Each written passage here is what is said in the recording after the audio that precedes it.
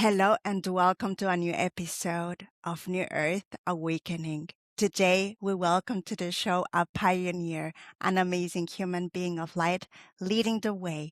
We welcome Dr. Yvonne Kason MD to the show, the president and founder of the Spiritual Awakenings International, as well as a past president of the International Association for Near-Death Studies. Spiritual Awakenings International is a non-profit organization dedicated to raising awareness about all types of spiritually transformative experiences, STEs. Dr. Kason first coined the phrase spiritually transformative experiences in 1994. Dr. Kason has had 5 near-death experiences, 2 in her childhood and 3 in her adult life, as well as multiple spiritual transformative experiences of many kinds. She is a retired family physician and MD psychotherapist, previously on faculty at the University of Toronto, and an internationally renowned expert on near-death experiences, Kundalini awakenings, and other spiritual transformative experiences.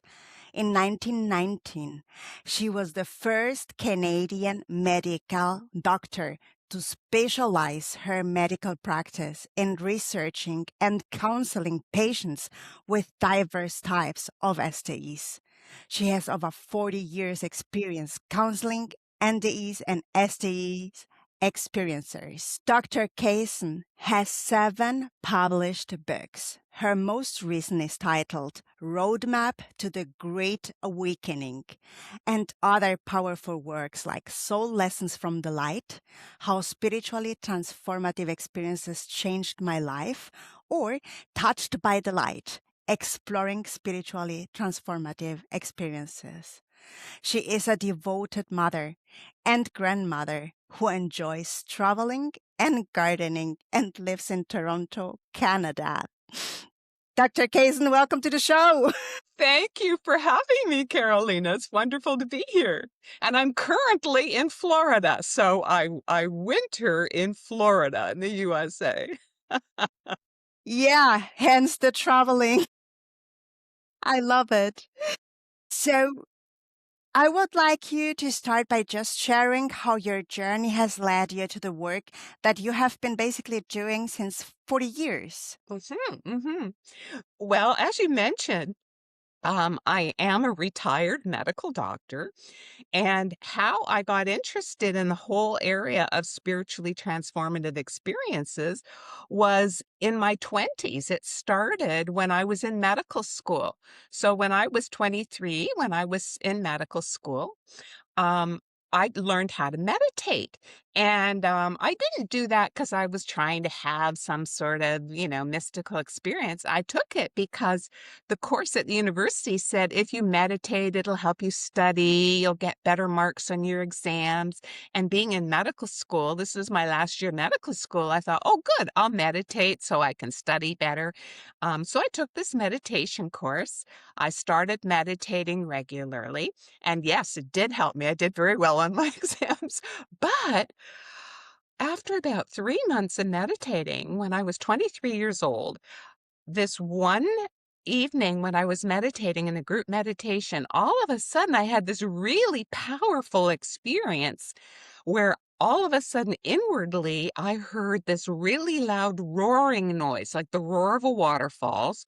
And then I felt this powerful energy rush up my body and up through the top of my head, and then it seemed like me, or what I think of as me, rose up above my head and expanded. And suddenly I filled this big expanse of space.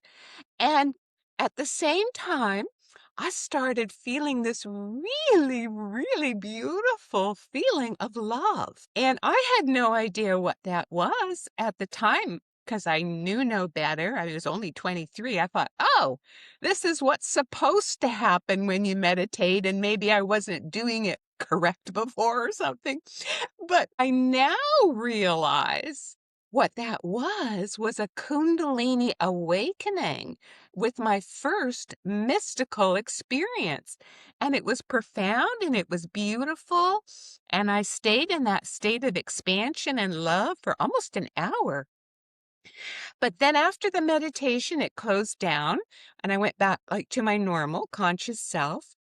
But it took me many years, Carolina, to even have a name to call that experience because, that was in the 70s. Back then, nobody'd heard of these sorts of experiences. Kundalini, nobody'd heard of that. Mystical experiences, that was only something, mystics hundreds of years ago happened. So I didn't know what this was. My meditation leaders, they didn't know what it was. So I was busy in medical school, so I just sort of put it off to the side, well, whatever. It's something weird that happened to me. And then a few years later, when I was already a young doctor, I was a medical doctor and I was finishing my medical residency specialty training.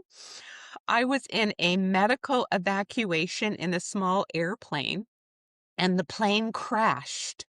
So I was now 26. So when I was 26 and a young doctor, I was involved in a plane crash, a medevac plane crash, where I nearly drowned, I nearly died, and I had what we now know was a near-death experience. And I'll describe it for you in a second. But you asked me what got me interested and got me started in this unusual specialty for a medical doctor. Well, it was because of my own experiences that spirit was giving me. And how I look at it now is that in retrospect, because having had so many STEs over the course of my lifetime, I know that the divine has a plan for each and every one of us. And that divine plan is unfolding with invisible fingers, whether we realize it or not. That I now look back and I go, oh, while I was doing my worldly medical training, that spirit was sticking in, extra course, my spiritual training. So when I was in medical school, I had my Kundalini awakening and first mystical experience.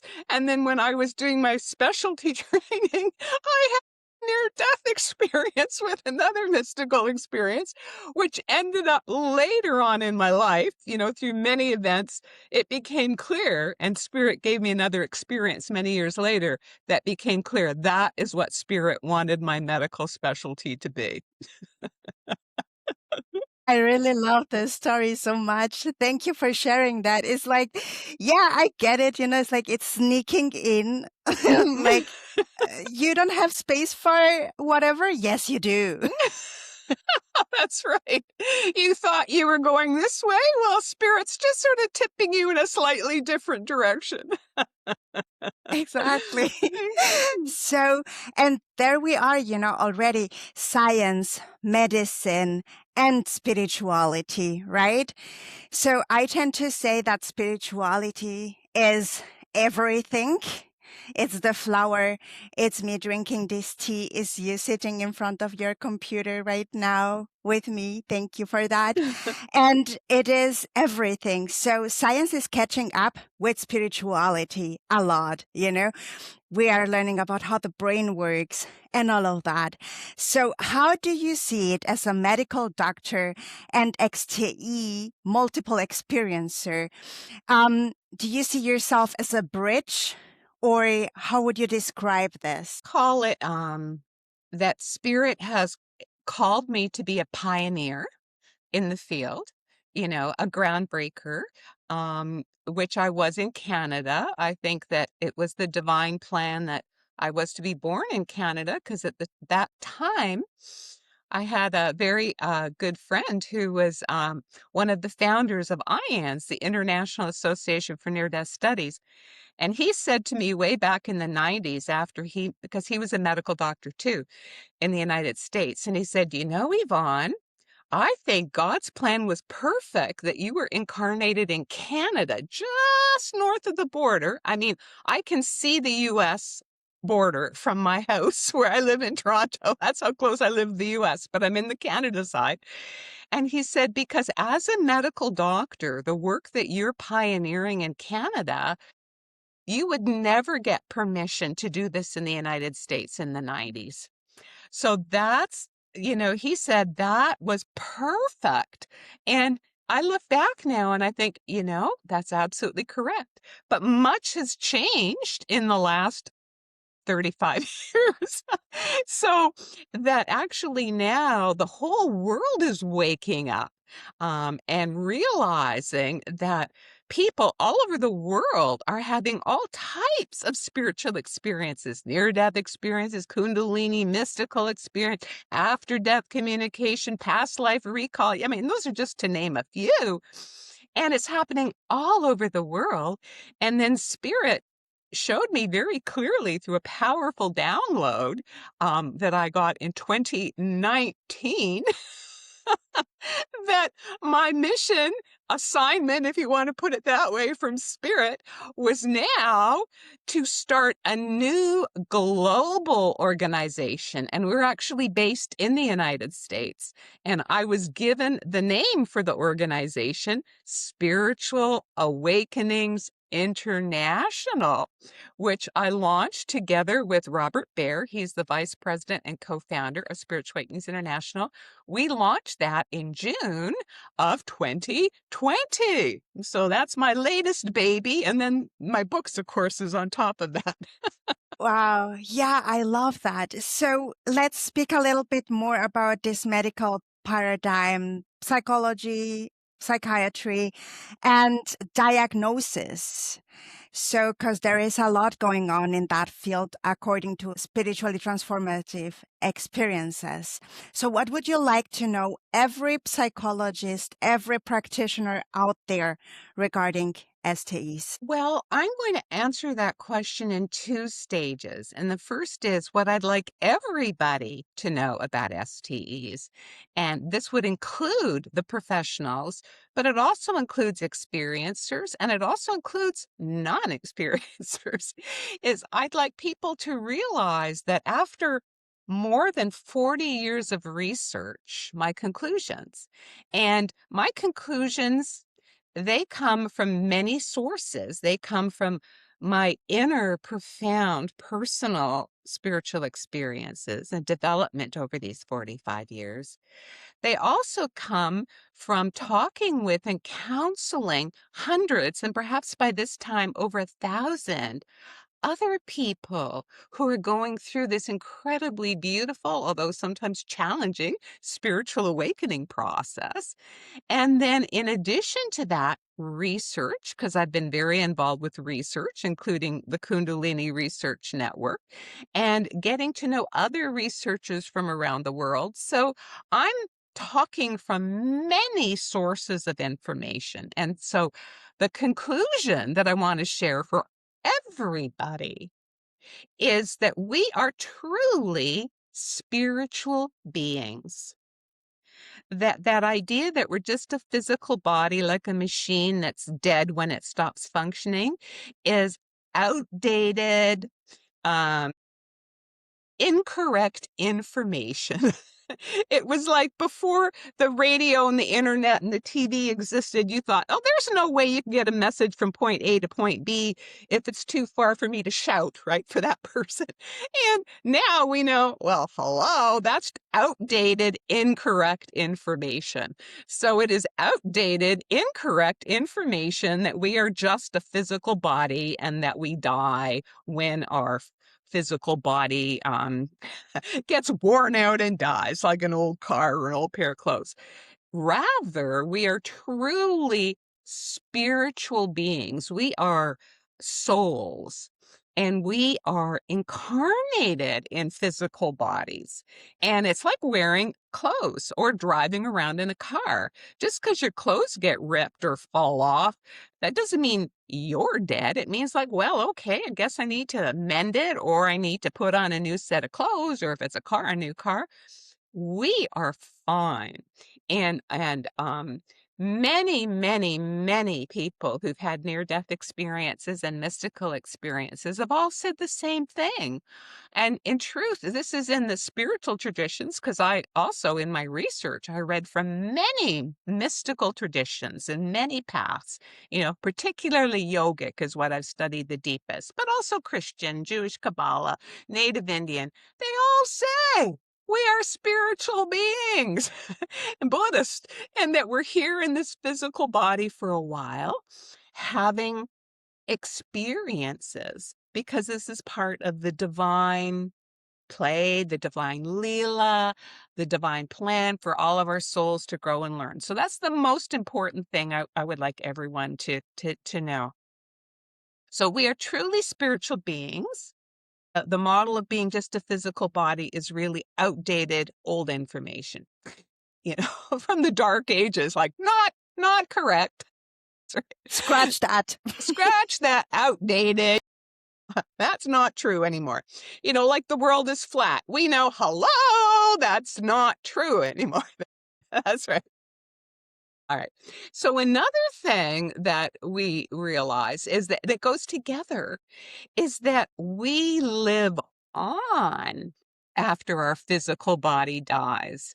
So we live on in some other realms, in some other dimensions. It has been described as heaven. It's been described as astral planes. It's been described as the bardo. It's been described as the light. But the important thing is our souls continue to live on. Some people have memories of what happens after they leave the body. Other people don't. And interestingly, in yoga, Paramahansa Yogananda says some people enter what's called the great sleep. And for some people, that's actually very comforting. They go, after all the stuff I've gone through in my life, I really could use a really good deep sleep. And yes, that's what some people get between lifetimes. Here comes the next part. And that many, many, many people, and I have learned this from my own experiences, particularly my last near-death experience. If we have the chance, I'd like to tell you about that one, the one I had in 2003, where I was completely dead for a period of time, is that in that near-death experience, as part of my expanded understanding while on the other side, I remembered all of my past lives. And so it absolutely confirmed for me what I had come to believe before that. But now I knew it to be true because I was actually seeing it and experiencing it and could remember it. And it is, I know that souls live on after they die. And I know that reincarnation is real and that we come back. Many people have different mm, understandings and interpretations of how our incarnations are selected. What I find resonates as truth for me is that our reincarnations are determined by that incredibly loving intelligence of the higher power. And it knows exactly what each and every soul needs perfectly. What are the experiences that this soul needs in order to learn and grow as much as it can? And that law is called karma, or you can call it the divine plan. And in this divine plan, we reap what we sow. If we're a thief, well, maybe we're going to come back and be stolen from. So our soul can learn, it's not so nice to be a thief because it doesn't feel good when you're on the other side of it. Or similarly, if you're a murderer, you come back and get murdered. So your soul can realize it. Now, that's not to say that victims deserve things. No, I'm not saying that at all. Suffering is real, and we have to have compassion for everyone, no matter what they're experiencing. But the soul lives on, the soul is immortal, and we reincarnate lifetime after lifetime, like going to school from one year to the next year to the next year, because we're learning new things. We're building on things that we learned on in the earlier years. The third point, which is what you had started me with, was important that I wanted to communicate to everyone, including researchers and professionals, is that the higher power is real. So not only are we souls and that we're immortal and we live on lifetime after lifetime, but this higher power, no matter what name you can call it the Force, you can call it Brahman, you can call it God, which is what I was raised to call it. Some people like to call it spirit. Whatever word fits, doesn't matter. God accepts it, mother, father, God, however you relate to God. But God is real because I and thousands of near-death experiencers and mystics, we've all experienced firsthand that this higher power God is real, really exists. But the other thing is what the higher power is like. It's infinitely loving. It loves each and every one of us. That's the most powerful aspect that I experienced in my near-death experiences of the higher power is just how incredibly loving the higher power is. Just imagine the most powerful love you've ever felt from a parent to a child, a mother to a child. Multiply that times 1,000, and that's like the love of the higher power God. And and also the higher power God is infinitely intelligence. Like, now that we have computers and AI and everything, you can get a little bit of an idea. You have to imagine that our understanding as human beings, we're like, let's imagine I'm a pretty smart person. So let's say I'm like a Pentium 5 or Pentium 6 in terms of how my brain functions. Well, God would be uh, Pentium 3000 or Pentium 3 million, like just so much faster, broader, all encompassing, omnipresent. And all of that is incredibly humbling. When we realize that we're like a fleck of sand on the beach in the ocean of infinite time and immortality.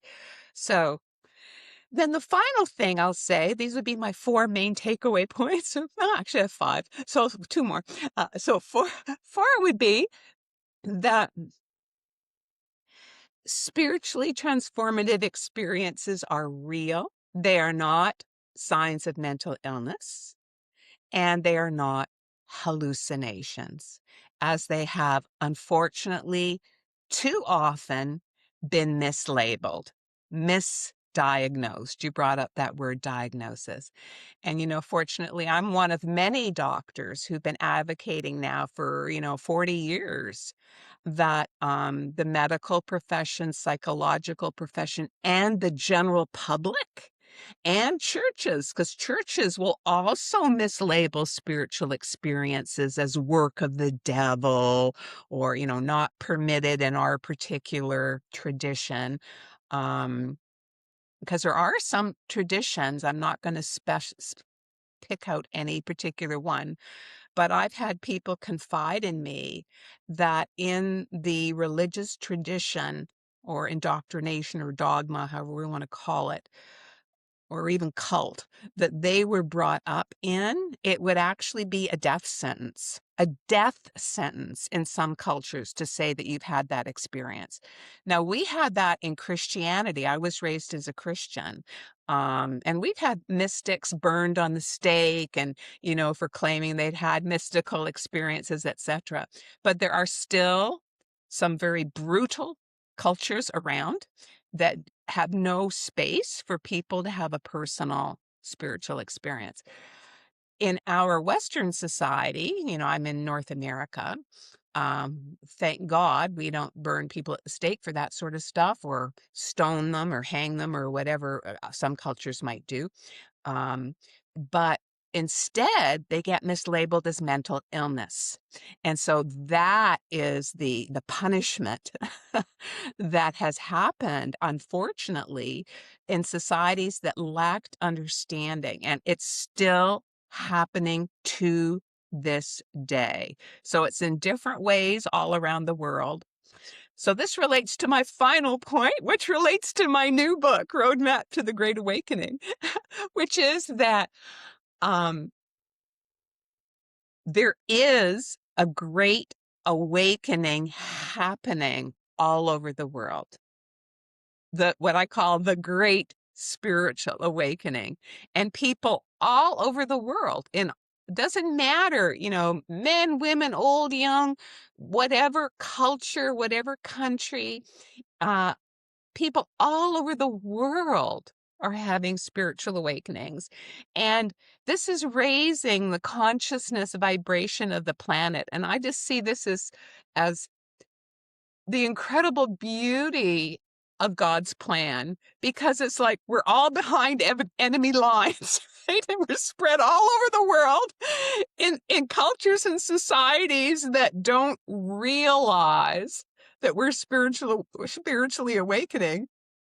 And we and in all these different countries, all these different cultures, all these different religions, people are having direct, firsthand spiritual experiences, or what we call STEs, spiritually transformative experiences, that are waking them up to the other truths that I said, that we are souls, we live on after we die, the higher power is real. This is not mental illness. This is actually expanding our range of consciousness. It's like graduating from public school to high school. Suddenly, your understanding and awareness has expanded. And someone in public school, that's crazy. There's no such thing as E=mc², because they'd never heard of it in public school. But once you get in high school and you're with other high school students, it's like, oh, okay, other people realize it's true. So that's what's happening with the spiritual awakening around the world. And that's a big part of, I talk about that in my new book, Roadmap to the Great Awakening, that we're now at this stage on the planet where more and more people are having spiritual awakenings. But as I mentioned, that's like moving from public school to high school. But high school's not the end. It's just the next step in our spiritual training. So what I'm also talking about in Roadmap to the Great Awakening is what happens next. What happens when you've been in a spiritual awakening for 10, 20, 30, 40 years like me? Are there different stages? And the answer is yes, there are. And, it's like going through different grades in high school and then moving on to university. And it's like, okay. And what happens at these different stages? Is there a roadmap or guide that will help us to navigate and hopefully successfully make it to the next stage? And I'm saying, yes, there is. And I'm sharing the most beautiful roadmap I was able to find, which actually comes out of yoga, and it's called Purifying the Heart, the stages in purifying the heart. And so we gradually, just as an overview, and I experienced this in my own life, triggered by the multiple near-death experiences and mystical experiences I had, and also the fact that this has been going on since the 70s. It's now 2026. So that's a long time, and things changed over the years. And my own spiritual awakening went through definite stages that absolutely fits with this model of purifying the heart. And when I was counseling various people in spiritual awakening, I could see, gosh, they're going through these same stages too. So I think it's helpful for everybody, for experiencers, for their friends and family, but also for healthcare professionals, to realize that there are these different stages in the awakening, and people will have different priorities and different focus depending what stage they're at in their awakening. So, do you want to ask me a question, or would you like me to go on? My gosh, I'm torn because you are speaking so much truth and I don't even know where to start. But keep in mind, please, to talk about your 2003 NDE. I'm really eager to hear about that Okay, and the lessons that came out of it. Okay, why don't I tell you that now? Because I think people will like to hear that story. And I actually describe this story in most detail in my book, Soul Lessons from the Light, which is my memoir that came out 2 years ago. So people who want the most details, that's where you'll find it. I describe it also with a little less detail in my newest book, Roadmap to the Great Awakening. So you can read about it in both of them. But anyway, I'll give you an overview of some of the most powerful parts of that experience. So my most recent near-death experience and was in 2003, November the 8th, 2003. And that was my fifth, yes, five, my fifth near-death experience. Because as you said in the intro, I now realize I had two near-death experiences as a child, one when I was 5, one when I was 11. And then I told you I had the plane crash near-death experience when I was 26.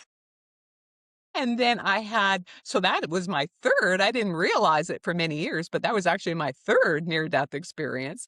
And then I had another near-death experience in 1995. So that was my fourth. And so my most recent near-death experience was in 2003.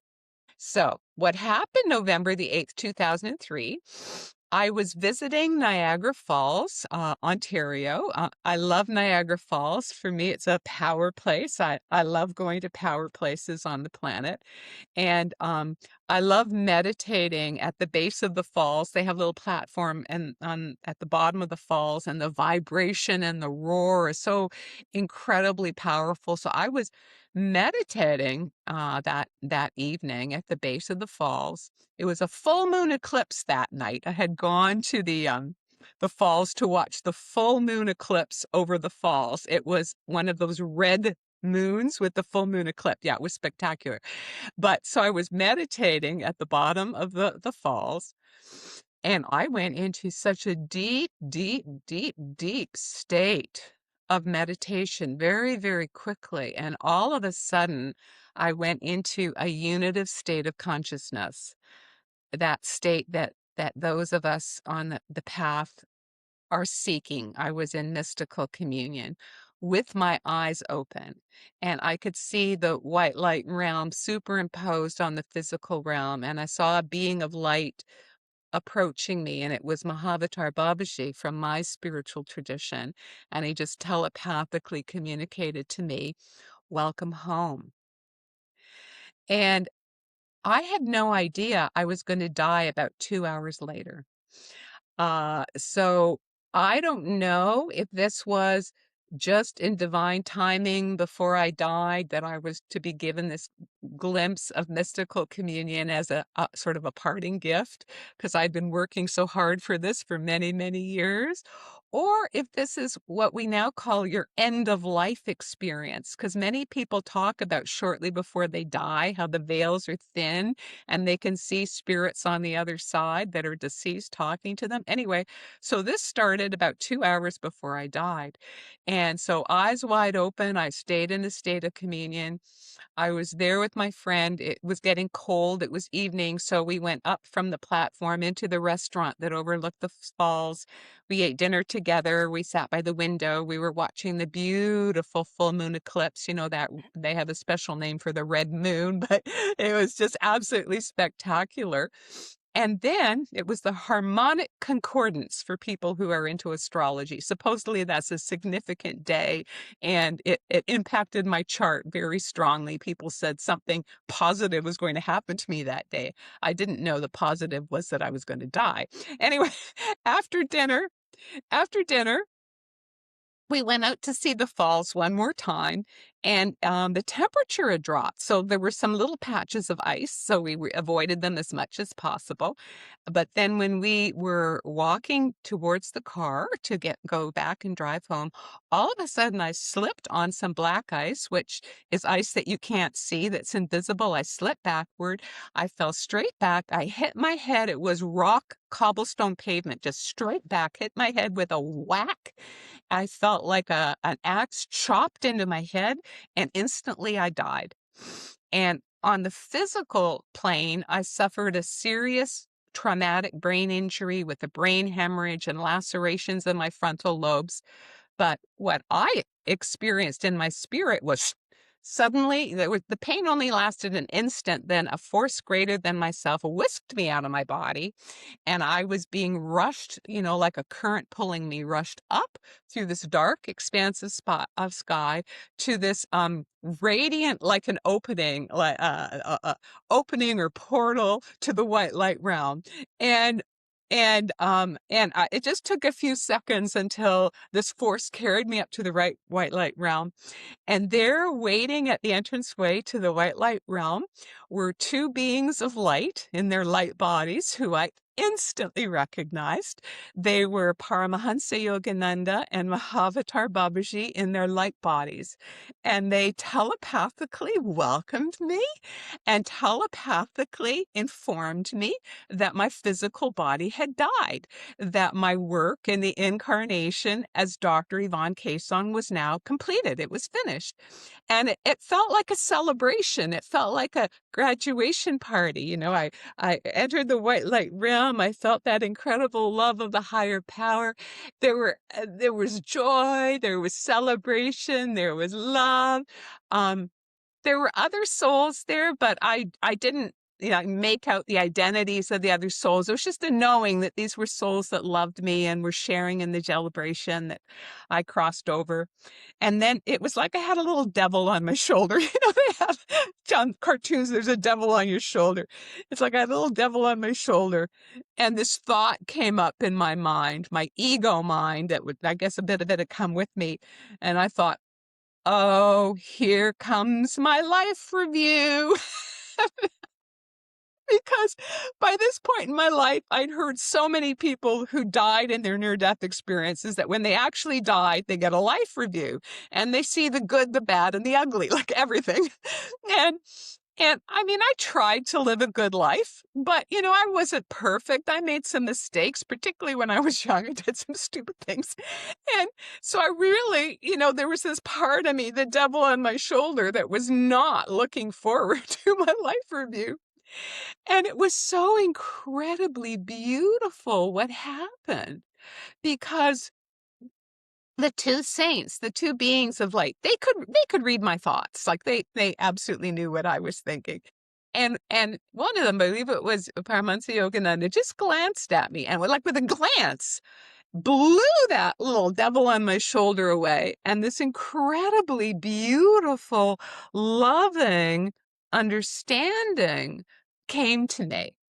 And what was revealed to me was how profound the love of the Mother, Father, God, or higher power is.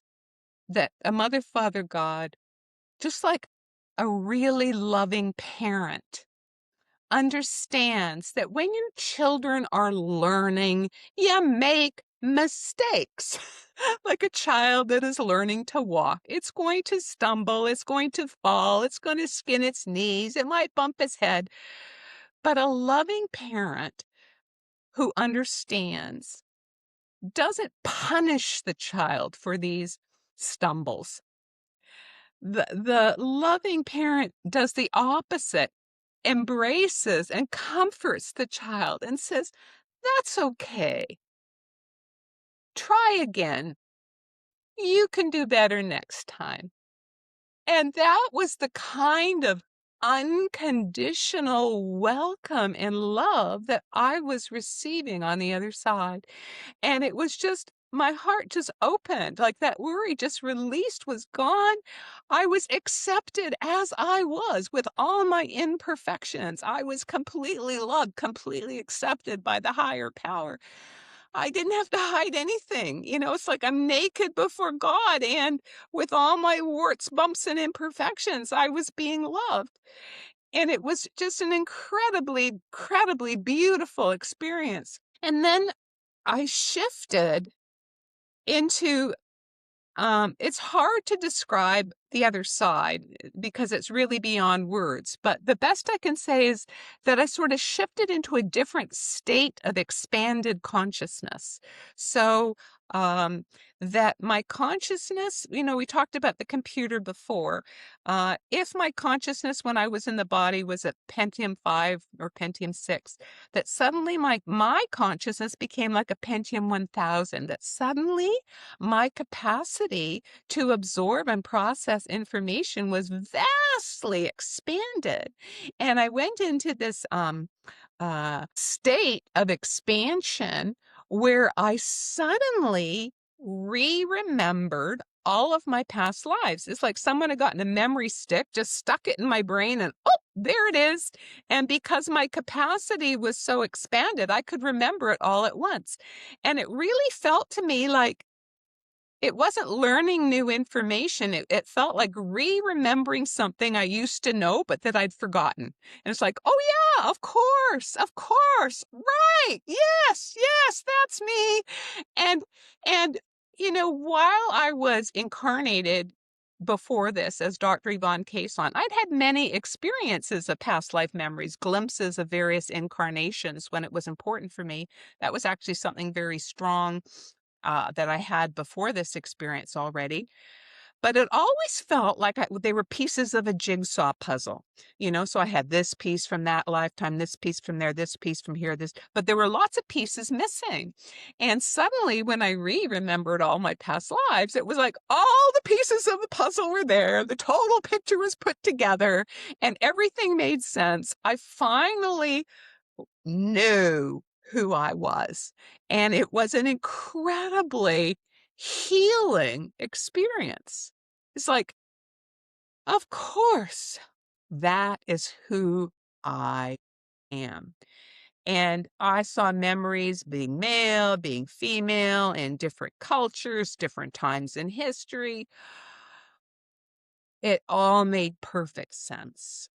And my incarnation as Dr. Yvonne Kason suddenly made a lot more sense to me because, it had always seemed a bit weird to me, why me? Like, who am I? I'm just this little doctor in Toronto and, a mother, and I'm having a Kundalini awakening, near-death experience after near-death, mystical experience, past life recall. I'm writing the book on spiritually transformative experience. I'm defining it. I'm heading the Kundalini Research Network. Like, it didn't make any sense from who I was in this incarnation, born in Toronto and trained in Canada. But looking over many lifetimes, it was, oh, of course. On a soul level over many incarnations, my soul was just continuing on the pattern we'd done for many lifetimes. And guess what? This is not the first incarnation I'd had near-death experiences. And this was not the first incarnation I'd had a Kundalini awakening. And it was not the first experience, so on and so forth. It was like, oh, like for my soul, this was just routine, right? It's just in my limited understanding, my intellectual understanding or ego understanding of this lifetime, it was like, why is all this stuff happening to me?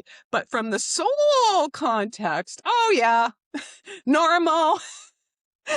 It's just my soul doing its thing as it has for many, many, many lifetimes. So that so it was a profoundly healing experience.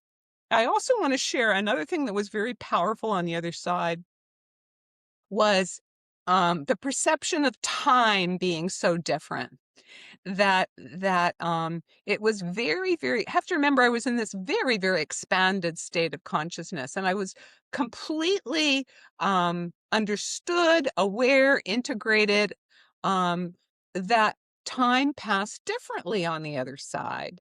And I completely understood that we here on earth, when we are incarnated in a little physical body with a little ego structure and mind and perception of time that we have, that we perceive time as linear.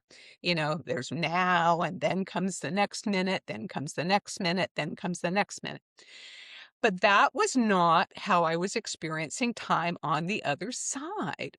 On the other side, it was almost as if all of time was happening at the same time. the past, the present, and the future.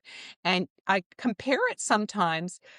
Most people have had the experience of a multiplex movie theater where you go into a movie theater and maybe there are 10 different cinemas playing, each playing a different movie. Now imagine the same actor is acting in each of these different movies.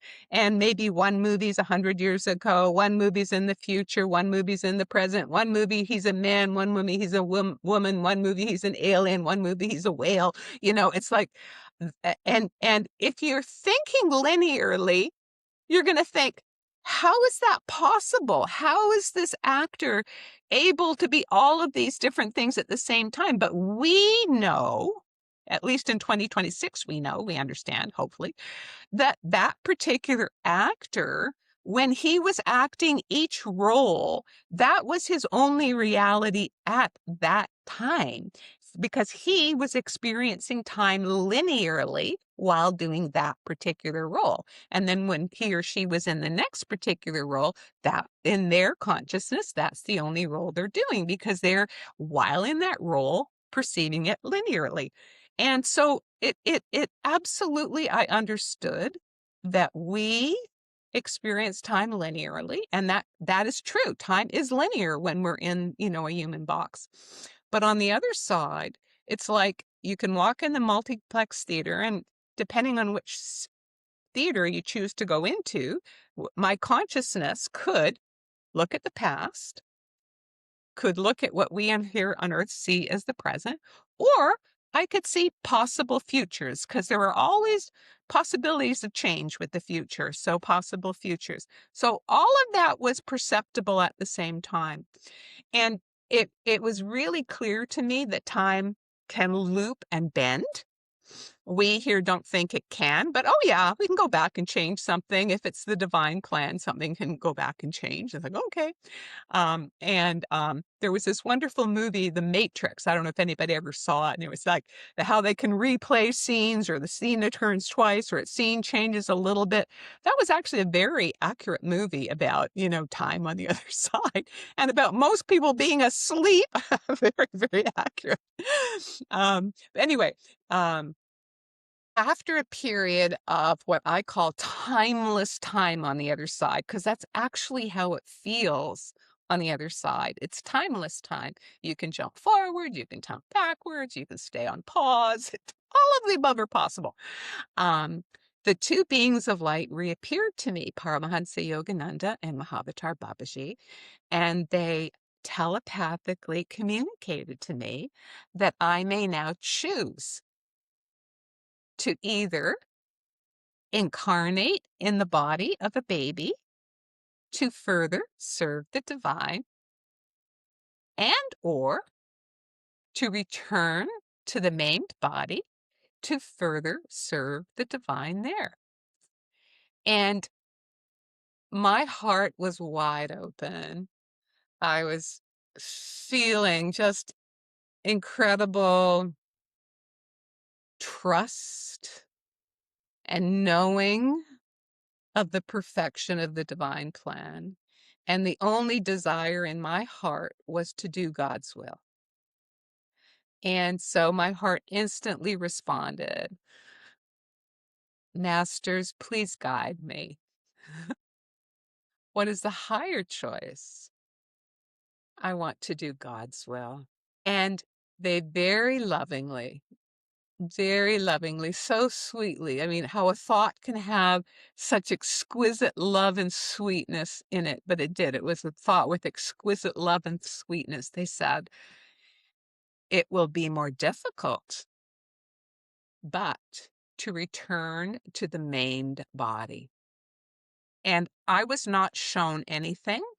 What would be more difficult? I didn't ask what would be more difficult. I completely trusted God's plan. And my heart immediately responded, accept. And boom, it was so fast. It was between the I and the accept that suddenly I found myself on the ground at Niagara Falls gasping my first breath of air back into my dead or unconscious body. Now, for me, it felt like time looped, that I'd been much longer on the other side, and then I was sent back to the body exactly at the moment, I guess, that by the divine plan that my body could be revived. So I started breathing life back into my body. And at first, I could see both realms superimposed on each other. It's like a double image photograph. So I could see Niagara Falls around me. I'm lying there on the ground and freezing cold because it's winter and my body temperature had dropped after my body died. And I was now starting to breathe life back in. And I could see the white light realm with the two saints right there in front of me. And it's like I was just staring at them. They were the focus of my attention. And then slowly, the white light realm started fading from my view until it became just a dot. And then I was back. Then I was back in my physical body. And I came back to a body with a very serious traumatic brain injury. And I was disabled, even though I went intensively for neuro rehab for 12 years. I was completely disabled because of the traumatic brain injury. And, I tried very, very hard to get better, which would be a story for another day. But eventually I just came to accept that for whatever reason in the divine plan, how I can serve now is through my prayers and meditation, that my work in the world was finished. And when I was sent back, that was how I would serve. So I worked very hard at regaining my ability to meditate because I'd lost that in the head injury. It took me years, about 8 years to start to be able to meditate again, and probably close to 10 years to regain my full ability to meditate. But then God had a surprise for me, so we can end your show on a happy note. 12 years after traumatic brain injury, I was declared permanently disabled. All the doctors, they tried everything. We're sorry, Yvonne, but you're permanently disabled. And I had come to terms with that. I had accepted it, and I was focusing on praying for others and meditating for others. They have a saying, when you think when you have a plan, God laughs, or you think you know the plan, God laughs. God had a surprise for me, because all of a sudden on February 24, 2016, so I just passed my 10-year anniversary, I was meditating in Encinitas, California, in a power spot where Paramahansa Yogananda used to meditate. I love those power spots. All of a sudden, I had a miracle. I had an eruption of light, like a volcano of light in the center of my brain, and a feeling inside was like waking up. That the center of my brain had been asleep for 12 years and suddenly woke up. And with this flow of liquid light in the center of my brain was healed. And I was given the strong inner message: pass on what you have learned. So immediately I started writing books again. I've been completely disabled for 12 years. My first book was Touched by the Light, that you mentioned, that came out in 2019. My next book was my memoir book, Whole Lessons from the Light, all of my stories. And now my newest book, this is my third book since my brain healing, Roadmap to the Great Awakening, now in 2026. And the guidance to launch Spiritual Awakenings International came in 2020. Spiritual Awakenings International is now almost 6 years old. Oh, this is all me, and all these podcasts and everything is all me following what Spirit guided me to do after my healing experience. Pass on what you have learned. Thank you, Yvonne. I love your story so much. Thank you. Well, all of your stories. It's true. The best stories are written by life itself. God is the best author. Yeah, exactly. He has the best. That's- She has the best sense of humor. He has the most intricate plots. and plot twists. Yes. That's right. That was a big plot twist. So we thank God for this plot twist. This I is a very do. good one. I do. Profoundly grateful. And that's the message I want to give everybody. No matter what your particular life challenges, because everyone's got some sort of challenges, and heavens, the world has got lots of challenges. But we are all in this great awakening process together, and that we're invisibly being helped from the other side, and miracles do happen. And I'm a walking testimonial. If a miracle can happen to me, a miracle can happen to anybody. So never give up hope. That's my final message.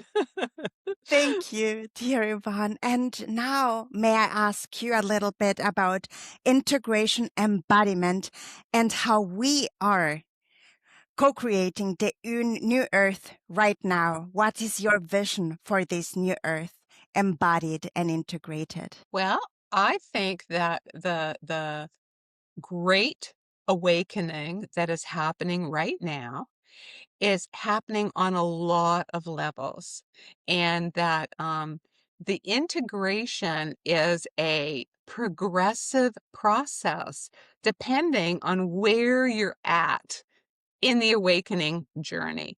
And so, and this is now in my new book, Roadmap to the Great Awakening, that people will want to take a look at. The first step is actually waking up, spiritually waking up and having a spiritual awakening experience and breaking free of what I call, and what the model calls, the dark heart consciousness, the material consciousness, the ego consciousness, the brutal consciousness, that people who've not yet had a spiritual awakening might be in. And once we have the awakening, the integration there is about learning, because you need to learn. It's like, oh my goodness, there's so much more to life than I realized. So after people are awakened, the first stage in the awakening is called spiritual seekers. They're spiritual seekers. They're on the seeking. They're trying to figure out, what is happening to me. Is there a name for this experience? Are there other people having these experiences? And then they start exploring different spiritual paths and different spiritual techniques. They might study from one spiritual teacher for a year or a month or whatever, and then another spiritual teacher, and then they might try this path, and they might try that path. And they'll read usually tons of books, watch tons of video podcasts, that their understanding of their own awakening, they're exploring. It's like a quest to understand what's going on, and to find others and to find names. And so many people on the planet are at that stage right now. They're spiritual seekers, and it's really important to explore, that for many people it's a big step to break out of the box of, the little view that they were grown up in, and maybe their whole family still thinks that way, so they're having to be in the closet about it. But this is the first step. And integration, I think, is really helped by doing that exploring and finding names for your experiences. So reading some of my books about spiritually transformative experiences, going to places like Spiritual Awakenings International, where we define the types of spiritual awakenings and spiritually transformative experiences, that helps people integrate. It's like, oh, I have a name, right? And once you have a name, and we're at this internet age, you Google it, you look it up, or you ask Grok, and you can watch podcasts on it, you can watch interviews, you can learn about it. So there's so much. Once you have the name, it really helps you. But the other thing that happens when people are at the awakening stage that's really important with growth and integration is that we have to get our life in order in body, mind, and spirit. So people then start real self-reflecting, which maybe they never did before, and realizing, oh, maybe I should quit smoking, or maybe I need to go into rehab because of my drinking, or, it's time for me to stop using drugs. And Other people will realize, oh gosh, I've got a lot of wounds from family issues that happened in my childhood, or maybe they unblock memories of childhood sexual abuse. And so emotional, psychological issues come up as well as physical issues. So people start embracing getting their life in order in body, mind, and spirit.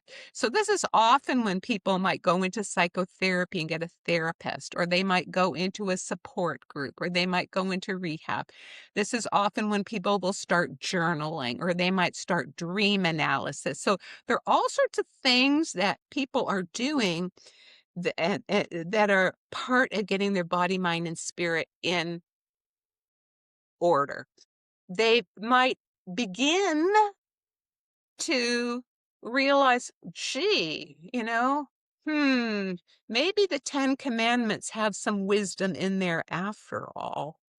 And they start making efforts to get their life more in line with some of the universal spiritual guidelines. Now, do not lie, do not steal, do not commit adultery. Sex outside of marriage.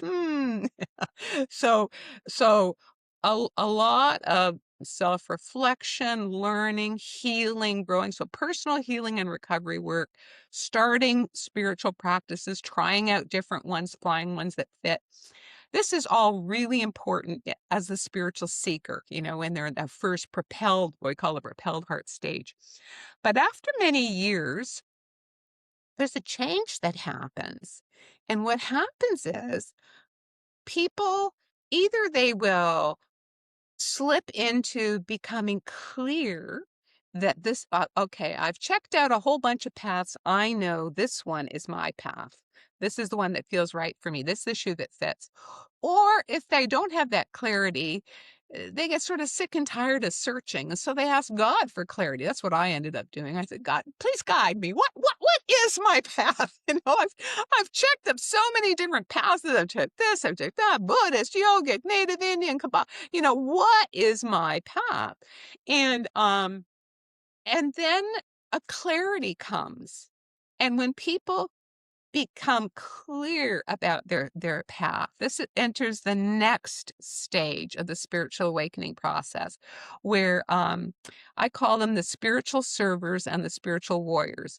These are people now who they finished searching. They've tried it. No, we don't need to explore anymore. We know. And for me, it was Kriya Yoga. I'm a Christian yogi, and I know that that's my path.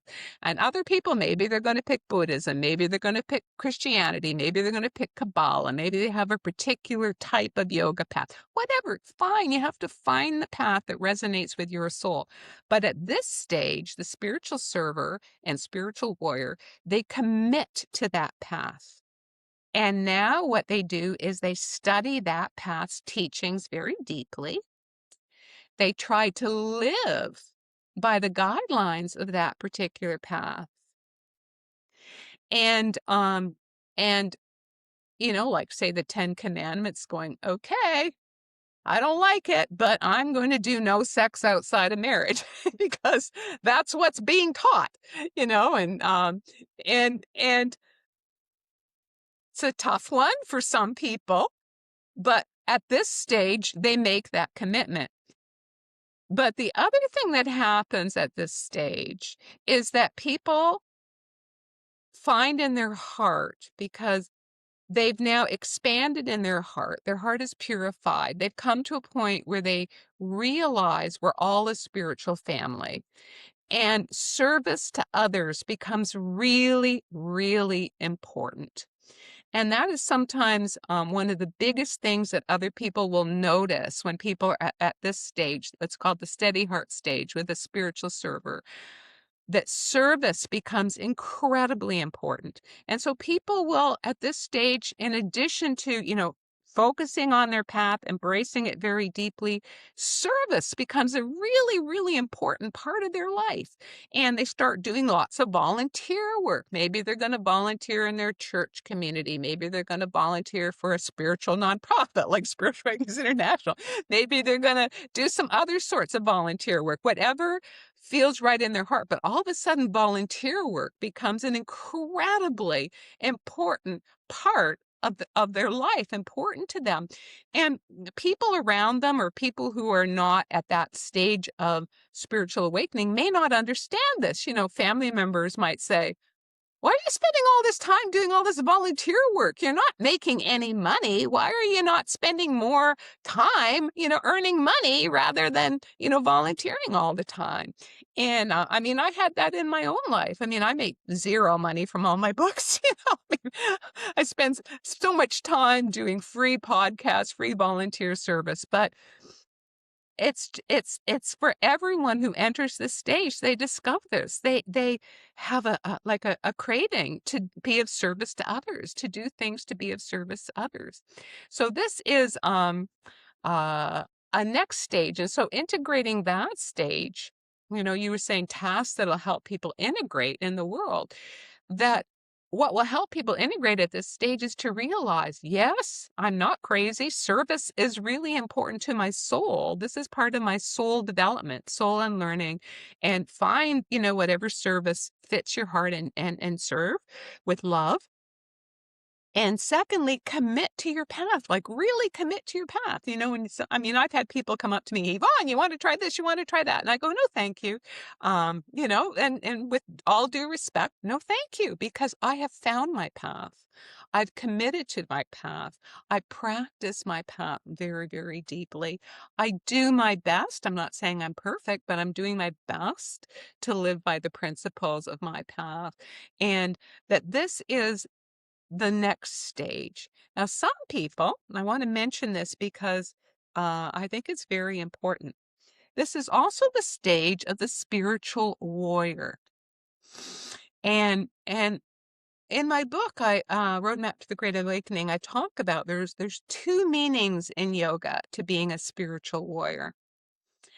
So there's an inner meaning and there's an outer meaning. So let me start with the outer meaning.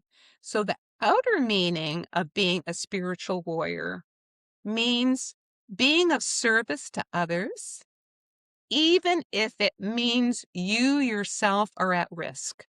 So there have been, like Charlie Kirk is an example that I gave of a spiritual warrior. He was committed to speaking the truth, even though it put his life at risk, and it did put his life at risk. And there are other great examples of people who are focused on love, on peace, on spiritual reawakening, whose lives are at risk. And sometimes putting your life at risk also means protecting your family, your community from people with barbaric intent. So that sometimes it may involve being a police officer or a bodyguard or even a soldier in the military. And that is a spiritual warrior if your intention, if your heart is on love. Your heart, you're putting yourself at risk because you're protecting your family, you're protecting your community. It's not because of a wish to harm. That's completely different. That's dark heart brutality. But when your heart is motivated to protect your community, that is also at this stage. This is a very important thing to understand when many people are risking their lives today, motivated by love to protect their families and communities from brutality. But there's another, that's one way of being of service. There's another interior message about being a spiritual warrior. And the interior understanding is that we are all spiritual warriors in the sense that we all have an inner battle against our own outdated, selfish, maybe not too moral things we might have done in the past, or or understandings that were simply incorrect. And that with new information, you're thinking, how could I have misunderstood so much? And so it's like a battle, an inner battle between the old and the new, between higher understanding, older understanding. Also battling our shadow issues. Your shadow, I feel angry, I'm going to protest, I'm going to. That's not based in love. That's not based in love. So the inner battle is against, okay, what is that angry part of me? Let's deal with that. Do we have some wounded child issues that we need to deal with? Do we maybe need to go into therapy? And so in that sense, everybody who's at this stage in their development is a spiritual warrior, because as you're anchoring now in your commitment to your spiritual practices, service to others, and your heart is expanding and opening, the battle with the shadow issues gets even more intense. So everyone's a spiritual warrior. Yeah. So those are the first 3 of the, stages. There's still 3 more that I talk about in my new book, Roadmap to the Great Awakening. So depending on what stage people are at, there's a slightly different focus. But I think by realizing there are these different stages, it helps people to integrate, to realize, okay, I'm at the propelled heart state. That's why I was a Buddhist last month, and this month I'm doing, Sufi twirling or something, right? And or whatever, that's all normal and healthy when you're at the propelled heart stage. But then when the shift comes, when you're at the steady heart stage of being the spiritual server, where service becomes a huge priority in your life. Thank you so much for sharing that. And we will be posting all of your links below so that people can read all these amazing books and inform themselves. And so that we are all, so it's, let's say, celebrating the Great Awakening together Yes. and helping each other. Yes, indeed. Thank you very much for being a guest today. And namaste. Thank you. Namaste. Thank you.